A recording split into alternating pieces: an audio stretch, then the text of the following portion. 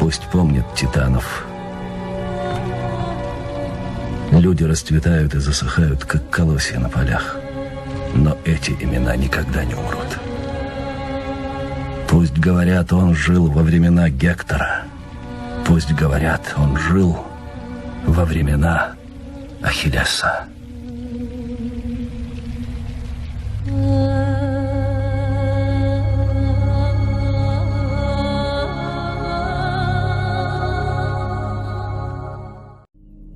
Людей терзает необъятность вечности.